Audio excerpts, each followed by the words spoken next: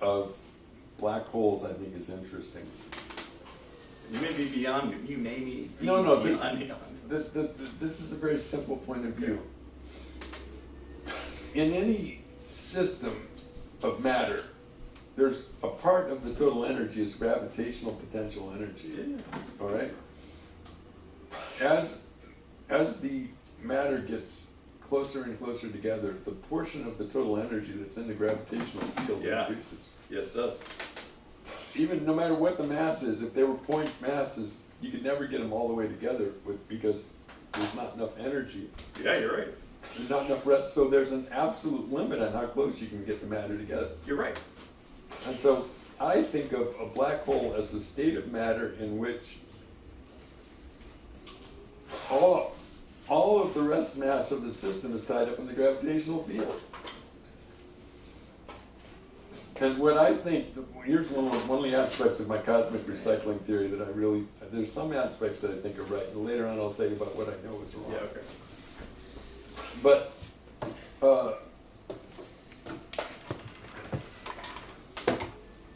we absolutely need something that violates the second law of thermodynamics to have an eternal universe. And I believe that's black holes. When black holes take in particles with all these degrees of freedom, they get converted to pure gravitational energy and they lose entropy. Yes, they do. And so then the only thing left, the other really big piece is you need a way to get the matter back out of the black hole. Yes, you do. And Einstein wrote a paper in 1939 talking about how impossible it was for multiple black holes to join together into a big black hole. Did you ever read that paper? No, I haven't read that one, which of course now we see as incorrect. We see this all the time now. But the thing is, how do you conserve angular momentum? Oh, this is a great question. So, yeah, right. you know about right. curved black holes? Sure, spin. Well, Something they're trying to measure. my friend Dwayne, Yeah. he was a manic depressive and he killed himself, but he was brilliant. He saw the need for a curved black hole to conserve angular momentum, and then we looked it up and we found out this is well known. Yeah. So, And I believe those jets are mainly matter falling into a curved black hole. yeah, that's one way is you can actually, the jets that come off black holes are actually one way to get rid of the angular momentum of stuff that's coming in. And Right. That's absolutely true. Yeah. Right. So,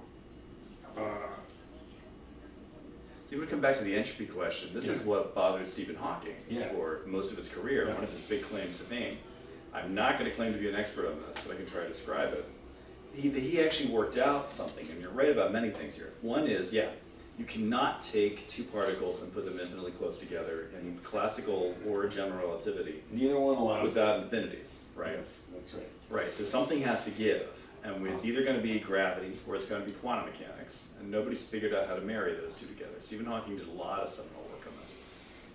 One of them has to give. It happens at something called the Planck scale, which is basically if you take the fundamental constants of gravity, the Heisenberg constant, the Planck constant associated with quantum mechanics and speed of light, and you fool those around and come up with a scale, a length scale. It's something called the Planck scale. And it's got to be around there where the effects of quantum mechanics become relevant for gravity. So that's sort of that limiting distance where we just have no idea what goes on beyond that. A lot of people think string theory is the answer, but they don't have any way to test it yet. And then coming back to entropy, so Hawking, one of his contributions was to add to that second law of thermodynamics that the surface of black holes must have entropy. And in fact, the amount of entropy they have goes as the surface area of a sphere with a radius of the Schwarzschild radius. For a non-spinning black hole. Yeah, the event horizon. Yeah, exactly. So that area increases, the entropy is proportional to that overall surface area. So as you increase the Schwarzschild radius, the amount of entropy is also going up. And then, of course, this leads right into then the Hawking radiation issue as well. I never did understand Hawking radiation. Yeah, that one's, I can give you a quick, we do that a little bit. So this is, I look at this as a semi-classical way to describe whatever quantum gravity has to be. So we got general relativity, which works to infinitely well. We get to make a measurement where general relativity does not work.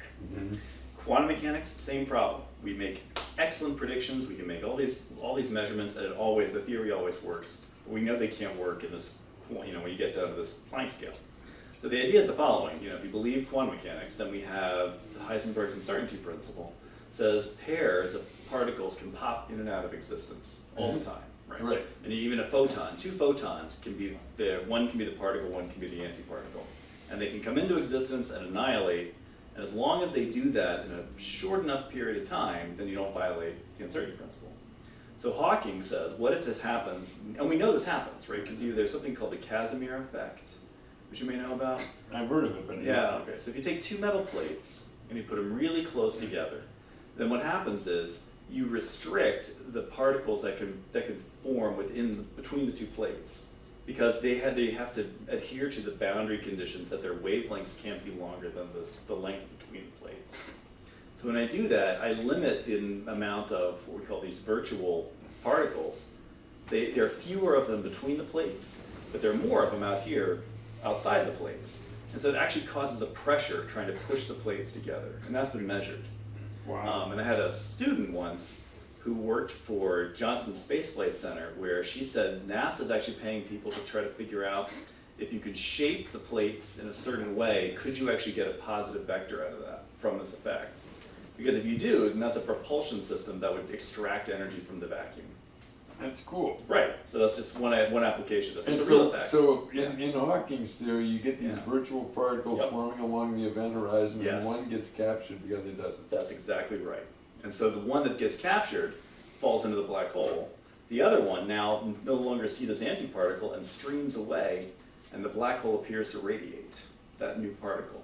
The weirder part is, because that particle is coming away from the black hole, even though it absorbed one particle, loses mass. So that energy is still conserved.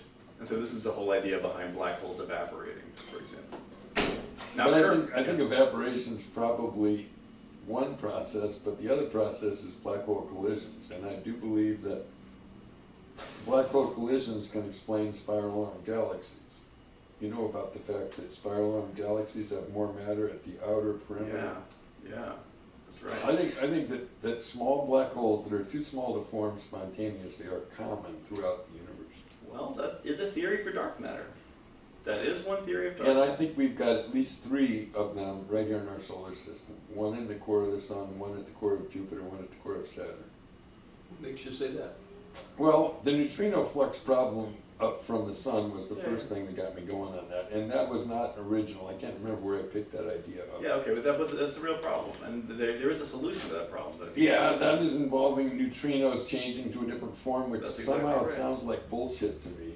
It's okay. You see this happen in other experiments. It does. So the thing is, like, you make one prediction, and then of course you have to go test it somewhere else, and they've seen neutrinos oscillate now.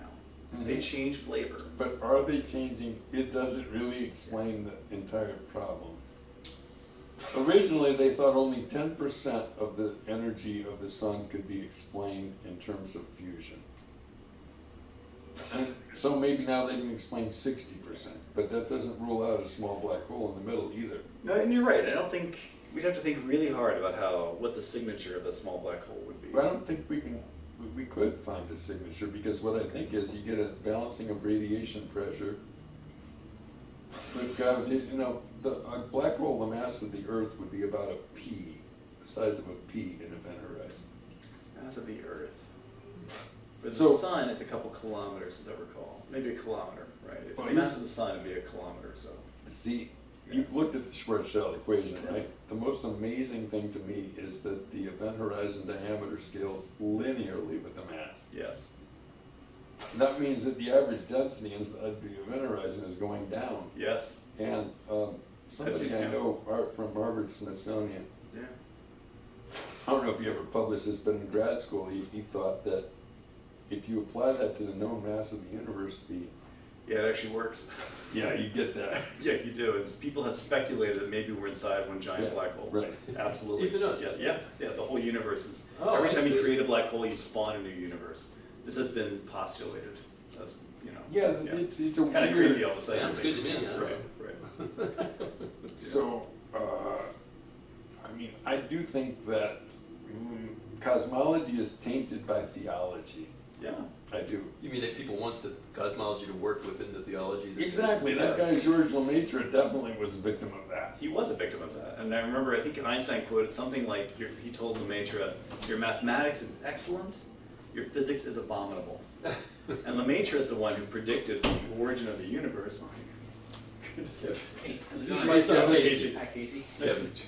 Yeah, Georges Lemaitre was a Jesuit priest. Jesuit priest solved Einstein's general relativity equations for the universe and decided that, well, one outcome is the universe must be expanding or contracting unless you insert this cosmological constant that Einstein did. Yeah. Which then makes it stable, but it's actually an unstable solution. It's like standing a pencil straight up. Yes, it's exactly. stable, but if you wobble it at all, it'll fall one way or the other. It has to collapse or expand. Yeah.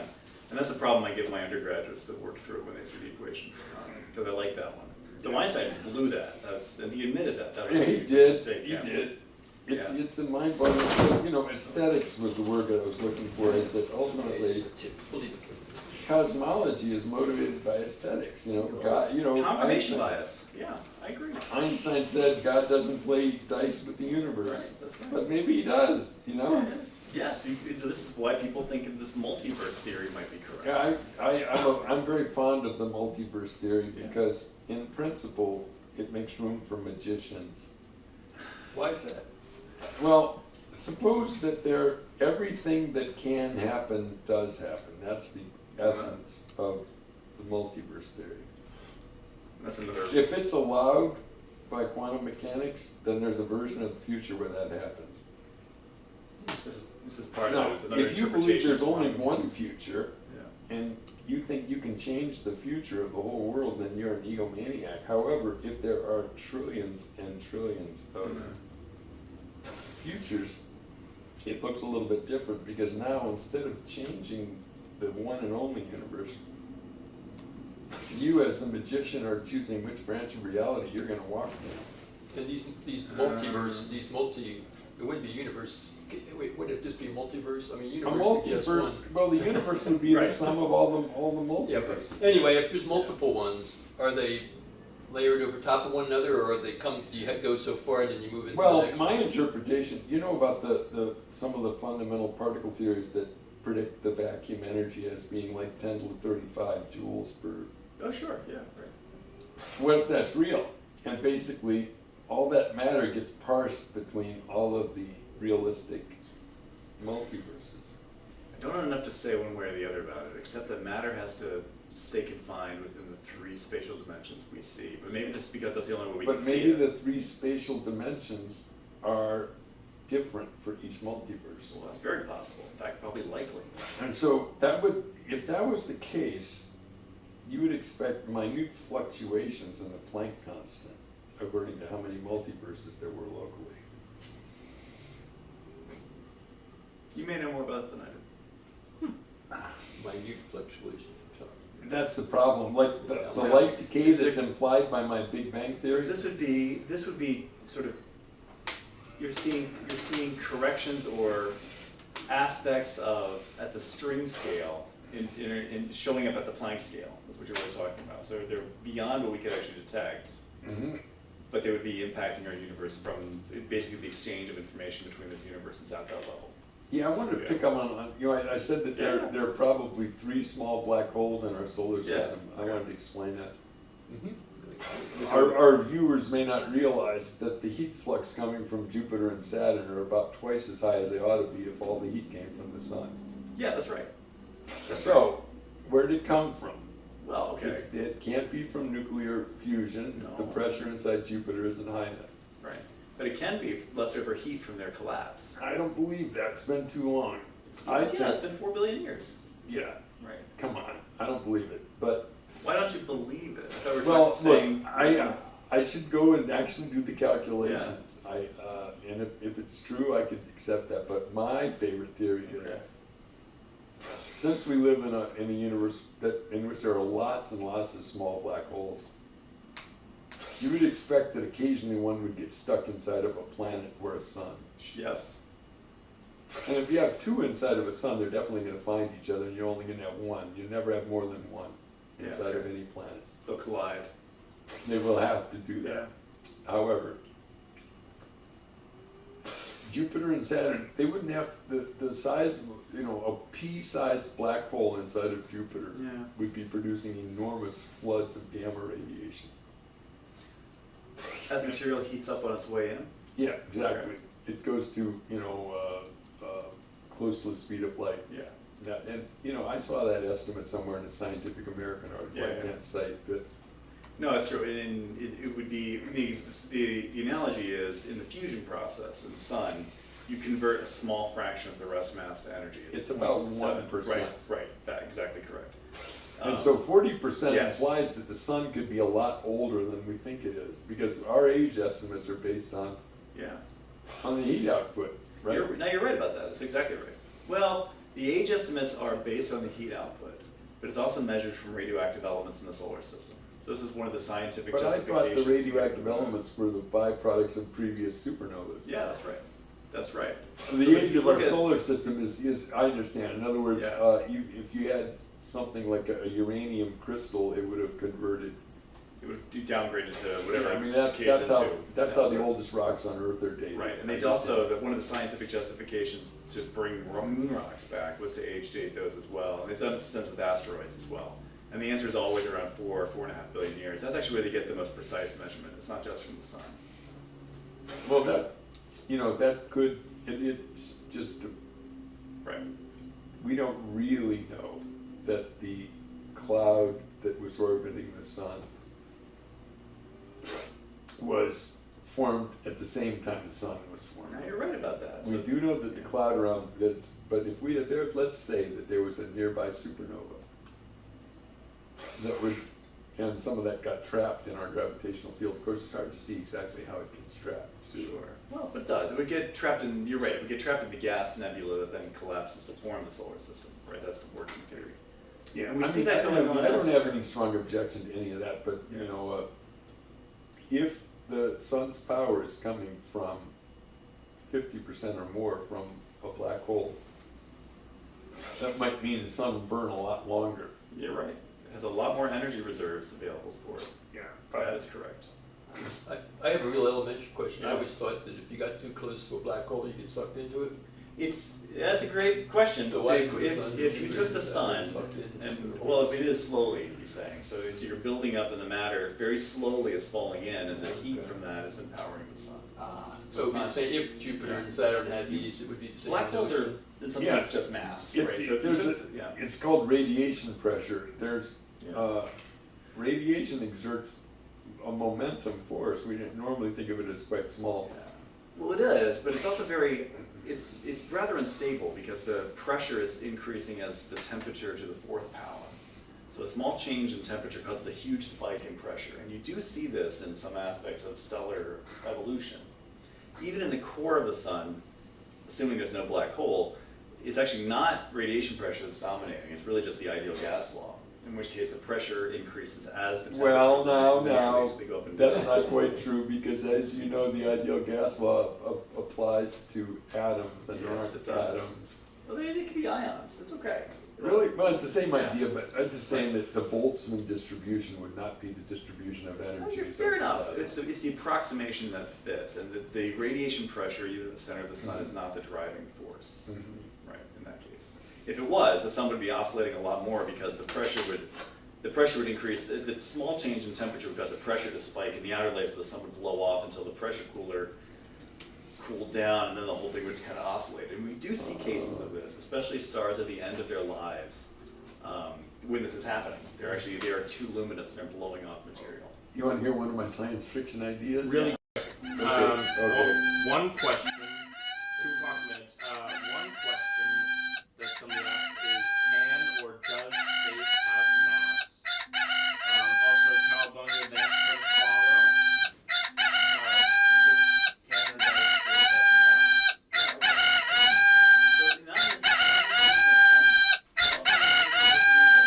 Hang on, we had an alarm going on. Okay. It's pills for them. Oh, gotcha. Okay. Yeah. So, does space have mass? Yeah. It's a great question. So, mass is how I think about it, and not everybody might think about it this way. Because Einstein said E equals mc squared, and that falls out of special relativity. mass and energy are interchangeable. They're just different aspects of the same thing, and you have to include the rest mass of an object when you're talking about the total energy that a system might have. That falls out of special relativity. And so mass you can think of as the intrinsic amount of energy that what we call matter carries around. So a proton carries around a certain amount of rest mass. Electron carries around a certain amount of rest mass. So in that sense, empty space would not carry any mass.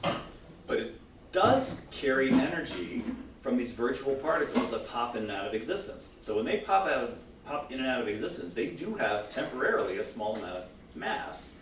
And so that means there is some effect overall. There's no true vacuum, and the vacuum does have this energy associated with this effect.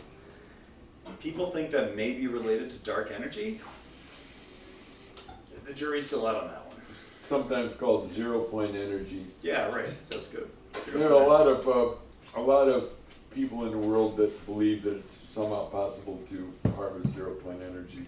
Yeah, if we can, it would be an infinite amount of energy available to us. I mean, well, just within the context of the universe, that you're extracting energy from the vacuum itself. Yeah.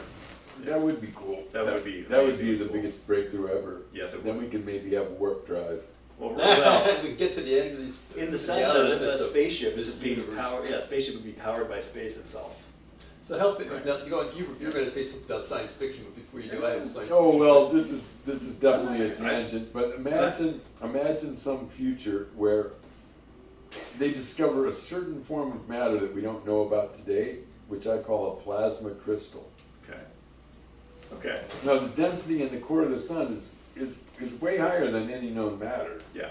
Now, what if that, given enough time, that you'd form a different state of matter where some of the electron shells get squeezed out?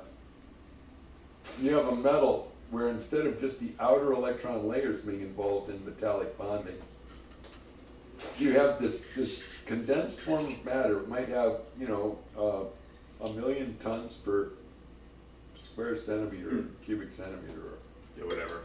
whatever the number is. It probably would be something more moderate than that, but it would have to be just a delicate place. And it would only be found in stars that died, say, 100 billion years ago. Yeah, So it's okay. kind of contingent on my theory. Yeah, so we're talking about, the innards of like a white dwarf star. Yeah, but one that finally cooled off, and it wasn't massive enough to become a neutron star. You see what I mean? Yeah, right. But you're right, So like, this becomes the most precious thing in the universe, because the only way you can make it is inside of a dead star. How do we go So get Yeah, it? there's an industry around mining it, and to do it, you gotta blow up the dead star into pieces. and like extract it. But I think when you look, science fiction, you have some literary license. When you blow up the star, you would release gravity in some way, which is what's holding it in the super bound. Well, but maybe not. Maybe not. Gravity maybe has to hold it while it crystallizes into a form of Oh, I crystal see. we don't And know. then sort of some new state of matter. That's Exactly, a plasma crystal. Okay, And that is. Wouldn't that be great? I could not debate you on that one. That's a good idea. But we have to go at warp speed to be able to get to where the waste Good star point. is. They're right. So that's the Big problem to star. solve. Right. Okay. That's where you need Han Solo and the Millennium Falcon, That's right. something of that nature. And so you wanna hear about why I quit working on my theory? Yeah. Why? I made a testable prediction that was wrong. And Okay. I was depressed for 2 months. I think that's called theoretical physics syndrome. So you'll totally understand this. Yeah. There's a characteristic time period for a certain class of supernovas. And Yeah. those supernovas are so bright that you can detect them even in distant galaxies. Yeah. So, if the Big Bang Theory is right, the time signature of those supernovas should be stretched exactly proportional to the redshift of light. And according to my tired light theory, it wouldn't have been that I way. think that's right. And Yeah. and when I made that prediction, then I went looking and found out it had already been measured, and I was devastated. Yeah. But that's actually how science goes. You're supposed to make up theories. Well, the thing is that I now know that my cosmic recycling theory can't be right down to the full details, but I think parts of it might be right. like black hole collisions leading to galaxies. I thought of that on my own, and I think other people have been pursuing it since. No, I think you're really delving into what are these unanswered questions, what is dark matter? Yeah. And there's no one around who knows this. All we see is this gravitational effect on large scales. Yeah. And we have a lot of theories behind it. Yeah, but, it could be that 90% of the matter in the universe is small black holes, or basically non-radiating black holes. You're right. You're right about that. A black hole in interstellar space would be completely invisible unless it was so massive that it had gravitational lensing you could spot. Yeah, and people have actually looked for those, but you're right. They'd have to be big. They'd have to be massive enough. So like you said, so if it passes in front of a background star, and the star's light gets magnified, and they haven't seen those. Yeah. But all that does is limit the size of the black holes. Yeah, I mean, you could eventually detect it. Let's say they're whizzing around, and it could come right through our solar system, and it probably would go right through a planet and not even get stopped. Yeah, you're right. And wouldn't disrupt life on the planet if it was. Well, you know what would happen? I've people- thought about that. Let's say it's an Earth mass black hole, event horizon 1 millimeter across. It hits, say, the Earth. It would probably be slowed down a little bit, but not very much. Oh, it's pretty dense. It's like a bullet going through an apple. Right, it's gonna shoot right through, and at the entry and exit, there's gonna be a burst of gamma radiation. Sure, right. How would that manifest? Say it happened here. How would that manifest? Well, we would basically, it would seem like there was a nuclear detonation on one side of the Earth, and then there'd be a nuclear detonation a fraction of a second later on the other side of the Earth. So it would be a big event. It would I just calculate how much energy we would release during the So collision. somebody would blame Calculate. Kim in North Korea, then they blame Trump for responding. Yeah, but I don't think you would get the nuclear products. For those instances, like, we have satellites looking for these weird isotopes in the atmosphere over North Korea. Well, you wouldn't see any of that. Right, you wouldn't see any of that. You would probably find all kinds of rearranged nuclei, though. It would be so hot, Yeah. It'd be like the kind of, more similar to the kind of stuff you would see at the CERN collision reactor. What do they call that thing? Yeah, the LHC, the Large Hadron Collider, right. You get all kinds of stuff spewing out that would be vaguely In like fact, that. there are people who get concerned that by smashing these particles together near the speed of light, you will create a small black hole which will utterly annihilate the rest of the planet.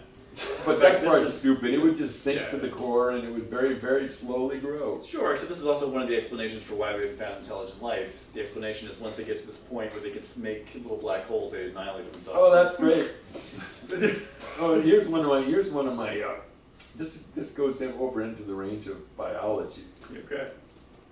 If we had a supernova sufficiently close to the Earth, we could have pretty much sterilized life on Earth. Yeah, you're right about that, and that is something that people worry about. People Especially don't, these gamma ray burst things. the Permian, you know about the Permian extinction? There were 5 major extinctions throughout history. I think the Permian was about 500 million years ago, and it, like, most of the species except for stuff Right. living in the ocean died out. Right, that was bigger. It was deep in the ocean where life survived. Is that the Right, Okay. and that really fits with the idea of either a gamma ray, well, it wouldn't be a gamma ray burst because they're too short and half of the Earth would have Yeah. survived. It has to be something that But you lasts. sterilize the atmosphere in that process, right? But that's what you're saying. You have to leave. It has to be just balanced enough that you kill everything on the surface, but you don't destroy life on the whole planet. Well, gamma radiation, even the most energetic gamma radiation doesn't penetrate to the bottom of the ocean. Yeah, right. The ocean's pretty dense. It is. I think most gamma radiation is probably absorbed in about 30 feet of ocean. Okay. And, those deep sea vents would have been repositories for life. Yeah, right. In fact, they think the oldest DNA on the planet may be the bacteria around those vents. Right. Which makes it look good for Europa, right? Yes, it does. Make it look good for Europa. Yeah, that is on NASA's bucket list. They're heading there. Yeah, I'm all for that one. Yeah, right. So tell us more about Europa. What's that mean? Europa is one of the big moons of Jupiter. Oh, okay. It's covered in ice, there's an ice layer, but the satellites that we've launched, they do density measurements for gravity, and they've determined the density underneath is more consistent with water. There's probably a a couple kilometers thick shell of ice over the whole planet with liquid water underneath. So where there's liquid water, there's life, and there are cracks in the ice on the surface, which is, I think, caused by the tidal stressing of Jupiter. Our moon causes tides here on the Earth. Jupiter causes tides on its moons, and it squeezes and contracts them as they go around it, which cracks the ice, but would also generate a source of heat for maybe life to Keeping the extract energy from. Generally, causing life to Right, in generate. fact, Io, the moon's called Io, is named it for some Greek, is so tidally stressed, it's the most volcanically active object in the solar system. It's close enough to Jupiter that the tidal field is so strong. Gravity. Right. Alright. That's things where ring systems come from. As the moons stray too close to the planet, the tidal forces from the planet rip them apart and they become rings. One of the theories, probably right. So when I was trying to work out the idea that light decays, my first idea was that it's a simple exponential decay. Okay. And it's easy to calculate what exponential decay would give you the redshift. And it is about 1 part in 10 to the 18th Okay. per second of decay. Okay. Well, that implies that the photon decaying off would be exceedingly low energy, even from a gamma ray particle. Yeah, right. So it can't be the direct source of the cosmic background radiation. Yeah, Instead, the wavelength of that light would be greater than the size of the Earth, in a way of thinking. Sure. But maybe that then re-equilibrates and gives you the cosmic background radiation. That was the crux of what I was thinking. Well, so that's, and I know these theories have been out there mostly to explain exactly that. What is the origin of heat? You probably know Fred Hoyle. Hoyle was the one that coined the phrase, the Big Bang Theory. That's right. He was an excellent communicator, despised the idea of a hot Big Bang Theory. And at his time, the Big Bang Theory could not explain vast regions of physics and astrophysics. Right. And so Hoyle, I always feel like is the most brilliant physicist never to win the Nobel Prize. Yeah. I think it's because he was on the wrong side of the Big Bang argument. Right? Or maybe he was on the right side, but I don't like his Yeah, fair enough. Okay. I don't like his theory of the eternal fountain, but No, but the work he did with Burbage and Fowler on nucleosynthesis in stars is still what we teach, and it's all correct. yes. Just fundamental stuff that should have been awarded the Nobel Prize in my opinion. And nevertheless, so they could explain the expansion of the universe. I love this. We teach this in class. So the expansion of the universe, Hoyle absolutely agreed with. You can't refute that. And he would explain it as, well, there's two options. If the universe is expanding, then at some point in the past, it all had to be microscopic in size. And that gives rise to this hot Big Bang idea. The other one is, well, let's just say the universe has always been in a steady state, but new matter is spontaneously created at a rate of 1 new proton in every 6 foot by 6 foot by 6 foot box per billion years. And if that's the matter creation rate, then the universe simply expands to make room for the new matter, and that would explain the expansion. And that's absolutely how Hoyle explained this. The difference is that then says there was no time in the past when you would have a hot state, which would then give rise to the cosmic microwave background radiation, right? And so I think some of these tired light theories then give rise also to a cosmic microwave background theory. The difference is, these are important things to state. I always feel like science needs people kind of challenging the paradigm. We've seen paradigm shifts in the past in astronomy. Galileo is a good example. The thing that goes next is, okay, when you look deeper at the cosmic microwave background, there are fluctuations in the spectrum, right? And if you look around the sky, you see these fluctuations, and they are 1 part in 100,000. And these are now hypothesized to be the leftover quantum fluctuations from the vacuum from when, let's say, inflation occurred. That's the idea.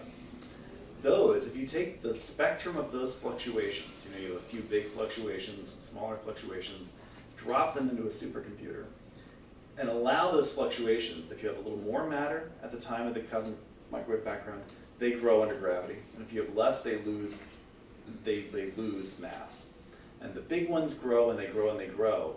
And the statistics from that exactly reproduces the distribution of galaxies we see in the sky. And so you can map that over 14 billion years, if it's really just the fluctuations in the cosmic microwave background with gravity, and then left to its own devices for 14 billion years. And we've measured that now here, we've measured it at different times in the past, and we can see it just maps so nicely. So all of that fits together really well, which I think gives more credence to this idea that there was actually a Big Bang at some point. Or at least you have to be able to explain this fluctuation in addition to just the hot Big Bang idea. Well, if it was just a stochastic thing, in other words, if the universe is infinite and eternal, Yeah, you would never have no fluctuations. There would be fluctuations. sure. So, and I understand also that the intergalactic, deep space incidence of lithium-6, lithium-7 yeah, that's the fits problem. very nicely with the Big Bang Theory. Mostly. But, Yeah. you see, that same kind of physics could have occurred during black hole collisions. If black hole collisions are the method of recycling. If there are ways to do it, then I think that's a theory that should be pursued. Anyway, Yeah. I gave up on the CBR when I had that testable prediction. Since then, I've been thinking that, why in the world should I think that the time domain is special? In other words, if something's decaying, why doesn't time decay too? Oh, yeah, now you're good. Now this is good. Yeah, right. But I never was that good at math. I'm really glad to know that Einstein wasn't that good at math either. Yeah, But I wonder, what do you think it would mean if time decayed? What would be the implications? Well, it could Ramifications? explain why the time signature of those very, very distant events gets spread out. That's the I see what immediate. you're saying, like time itself actually gets stretched in some Yeah. other way. Time no Yeah. longer, to the extent time moves at speed, So the it's no cosmo- longer moving right. at that speed. The cosmological redshift is essentially a Doppler shift. You can imagine it that way. So like a train goes by and the pitch goes up and the pitch goes down, the horn, right? Light does the same thing with the expansion of the universe. It's two effects. It's that, if an object is here and emits something, then if it's emitting a wave, so you have a peak and a trough and a peak and a trough. You get a peak here, and then the object moves away, and then the next peak goes off, and that stretches out the wavelength between the two. That's one way to think about it. But the other effect is special relativity actually causes an additional time dilation effect, and both show up as this cosmological redshift. So that's the way that folds through in the mathematics of it. So time, like you're saying, if you have an event where you have a star explode at, it's moving at half the speed of light away from us, what happens is, if we were to observe in our own galaxy, we would see, it has a peak to it, and then it decays back down as it explodes and then fades. When you see this in a galaxy that's moving really fast away from us, that peak rise is slower, and then the decay is slower. So the whole event is stretched out in slow motion for us. And we see that. That's actually what you're talking about. That's been observed. Right. Because you can observe this special class of star that explodes over billions of light years. It's so bright. I think for most of this, there's two hard parts. One is Yeah. that kind of time frame, and then also that kind of distance. Yeah, right. To where these places are. But even if there's one universe, its magnitude is beyond what I can comprehend. Yeah, no, it's they've Well, done. the thing is, that's the great thing about math. Yeah, I know, right? Math gives you a way to express Yeah, this stuff. right. No, this is the first day of my class. We'll talk about numbers. Humans are really good at. So it's Daniel Kahneman and I've forgotten the other guy. They won the Nobel Prize for economics. They were these psychologists out of Israel. Oh yeah. I don't know. They wrote a great book. Daniel Kahneman wrote this great book, Thinking Fast, Thinking Slow, and it's really good about your brain. And so I've always wondered how this applies to my class and my students because I see it. And you basically have a fast-thinking brain, which is always in charge, and then your slow-thinking brain, which we always think of as a rational brain, Yeah. and we always think we're making these decisions, but most of the time your fast-thinking brain makes all the decisions, and your slow-thinking brain is trying to justify why you just did what you did. And that's the crux of the book, and I apologize to Professor Kahneman, because I'm sure I just butchered that in there, but they won the Nobel Prize, so they're way above me on that. But anyway, so studies have shown that humans and animals can identify numbers up to about 5 by sight. You don't have to count, you'll just look in this room and say there are 4 people in this room. Right, you don't have to count that. And you go much above 5 and you can't anymore. We're really good at math, so we can subdivide the room and say, okay, there's 6 people here, 6 people here, that's 12. We're really good at that. But then if I show you a picture of 100,000 people, your brain has no way of knowing, is that 50,000, is that 75, 100? And we're talking about many people. And the best way I learned about this is that humans, I attribute this to somebody on NPR, and I've forgotten it, when they were talking about the national debt. And the way you think of it, because what does a trillion mean? Right? And we're talking about the galaxy with 100 billion stars in it, and we're talking about the universe with 100 billion galaxies, and they just stack up. And we lose it after 5. We just can't count beyond that. And they said, this is what you mean by logarithms and the scientific notation and exponents. Humans have a built-in perception of that for time.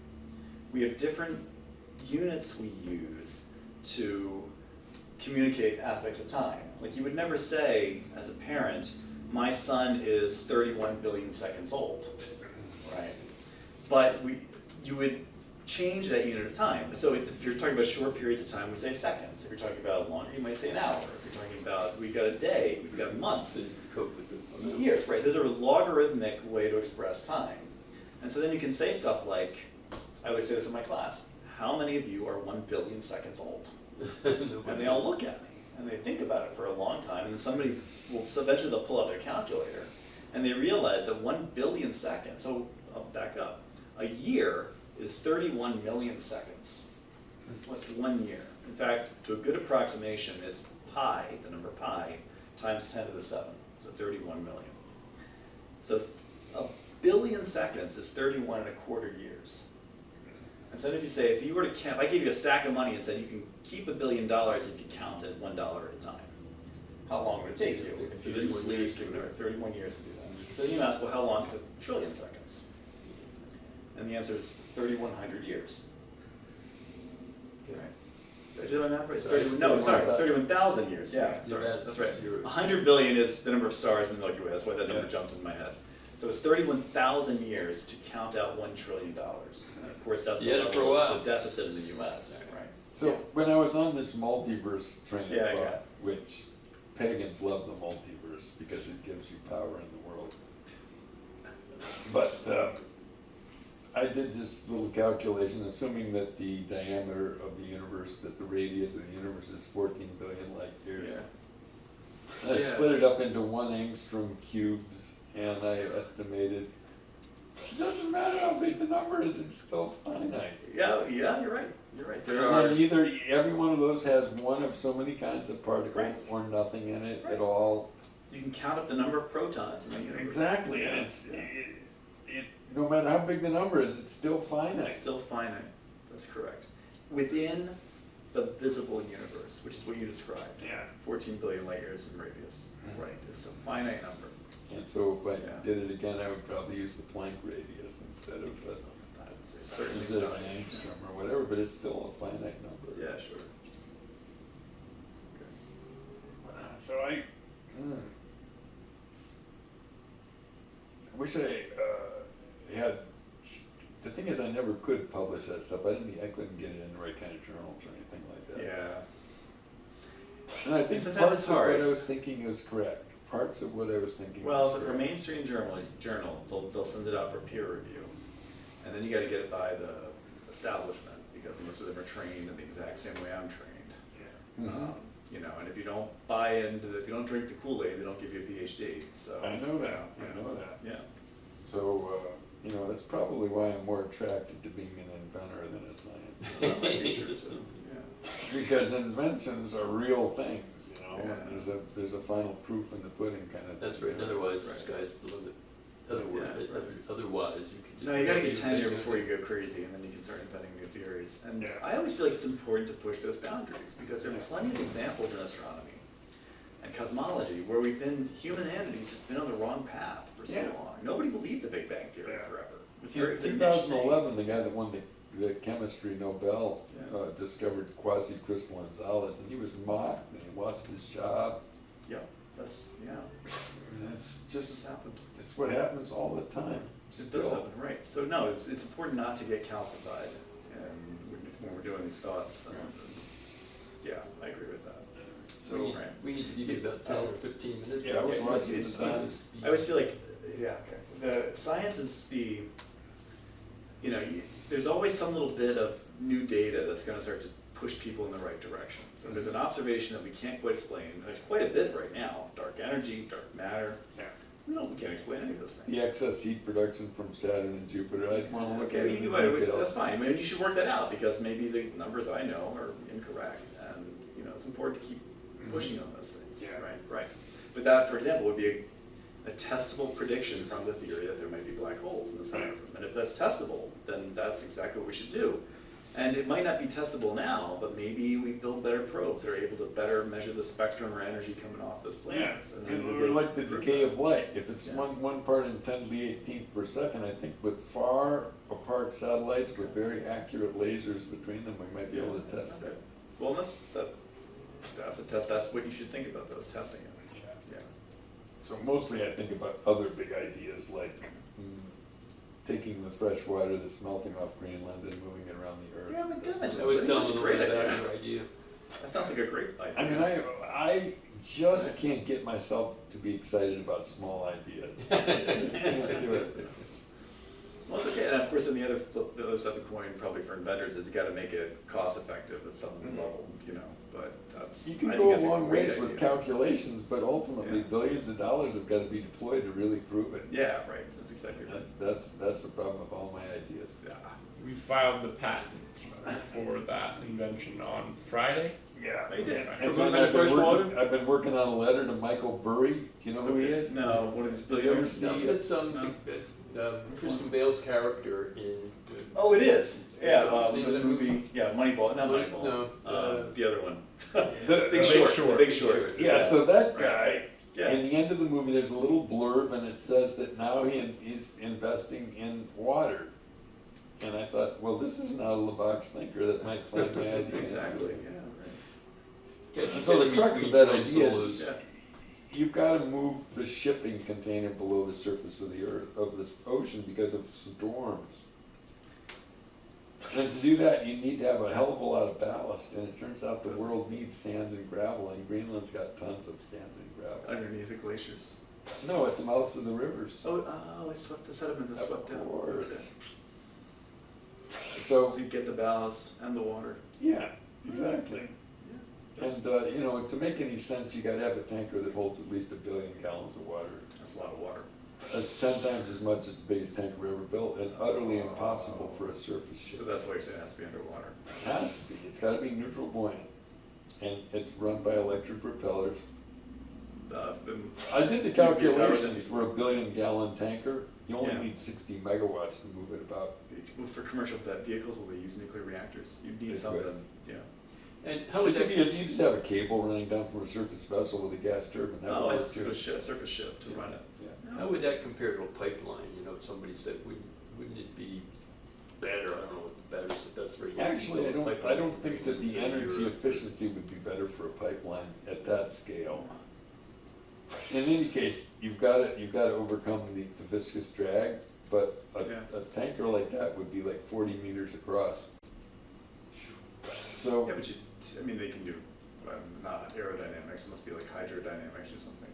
oh yeah, it's not hard to calculation even, but the thing is that a pipe would be smaller and therefore there'd be more friction in a pipe than there is around the wall of a tanker.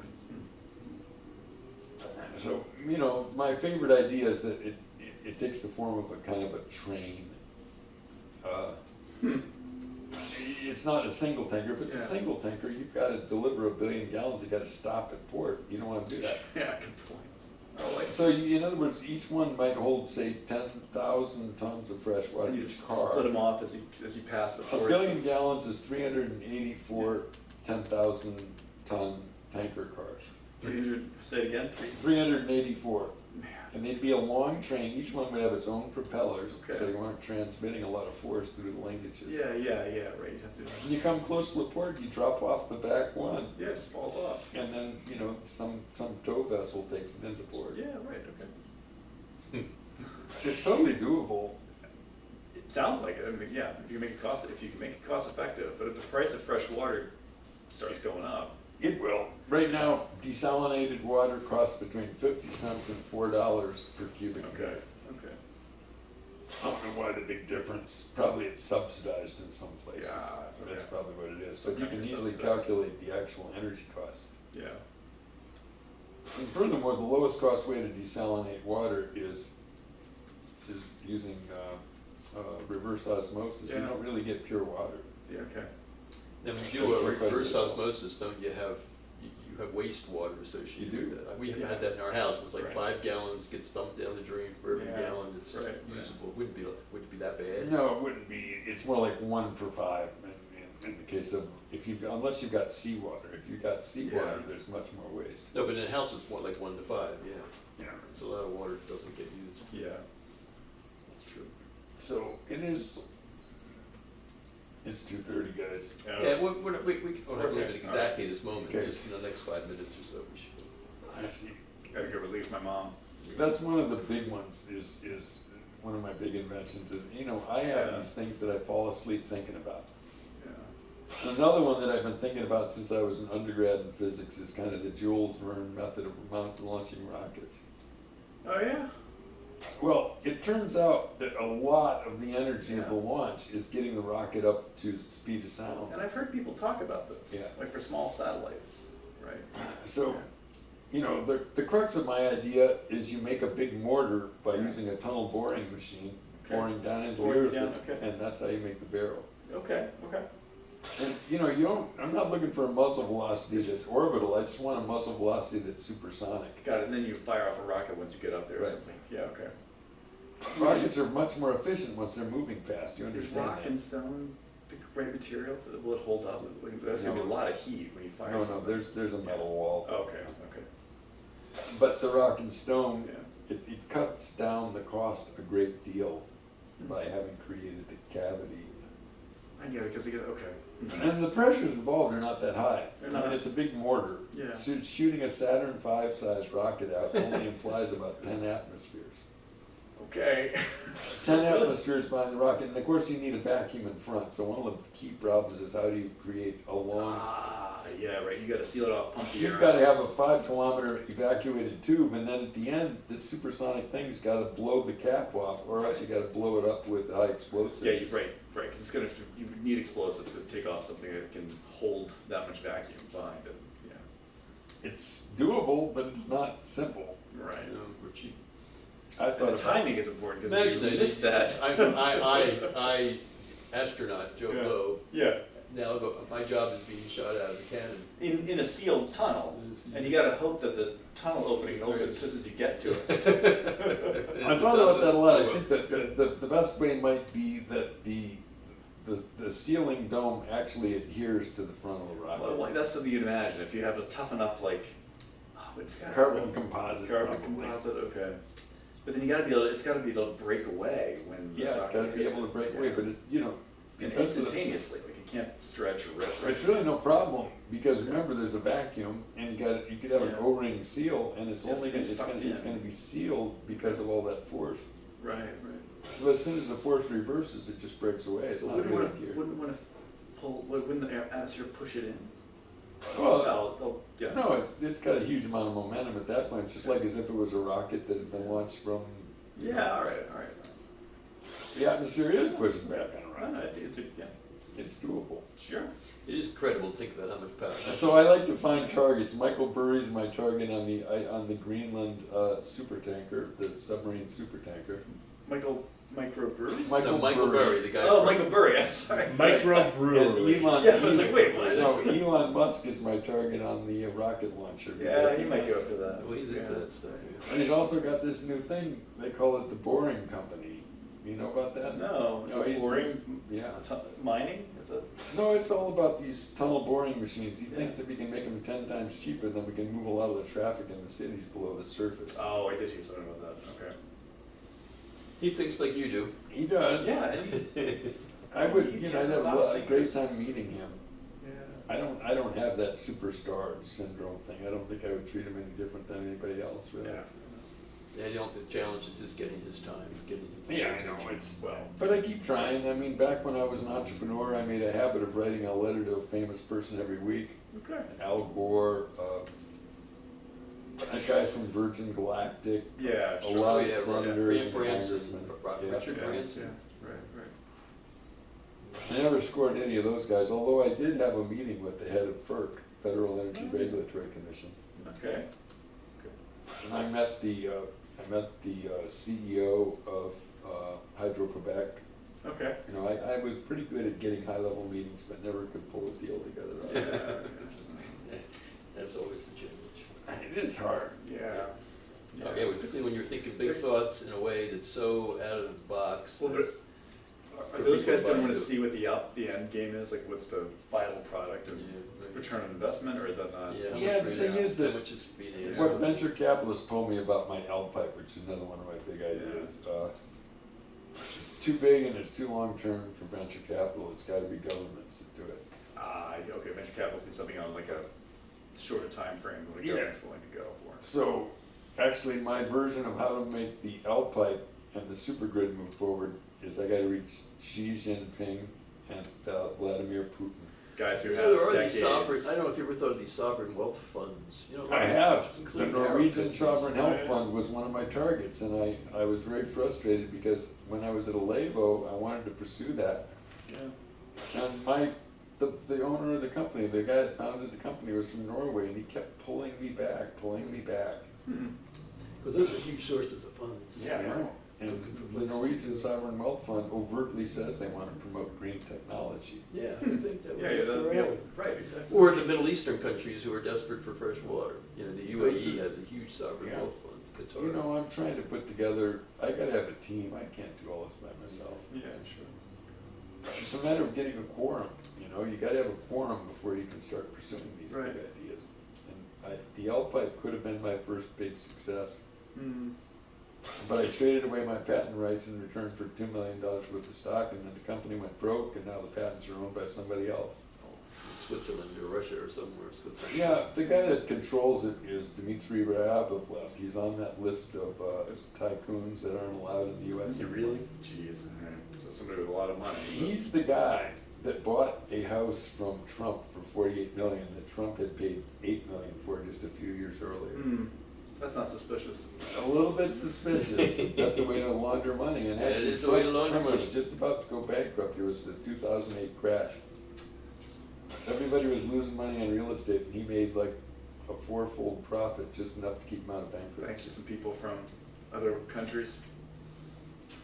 We better go. Alright. Anyway, it was great fun. This is Casey. great, yeah, I Thank appreciate you. it, Roger. So, thank you. We'll send you a link to the Twitch stream. Yeah, sure. See yourself. You like to have a look at it? I might, actually, you know, you never know. Something will come up. Alright, sorry we gotta go. Yeah. Our wife. Well, you my got a wife copy is of my fine. cosmic recycling theory probably over a I year do have to ago. read it. I know, alright. Now My you- friends, now I you get a know. lot of those sent to my inbox. I'm sure you do. But I If appreciate you can't talking to you. find it, Derek. I'll at least follow, but I can find your email Yeah, I from the appreciate that. website. You know. Thank you. Thank you. Good to see ya. Thank you, Good Joe, to for see you. sharing your family a little We'll bit with see me. you. Nice to meet you, man. See you next time. Well, Appreciate your help and yeah. everything. Absolutely, man. I picked the color for you. Oh, that's Okay, color. beautiful. It's not as big as You I know, thought it would a be. prayer shawl is something very precious. I have many Yeah. girlfriends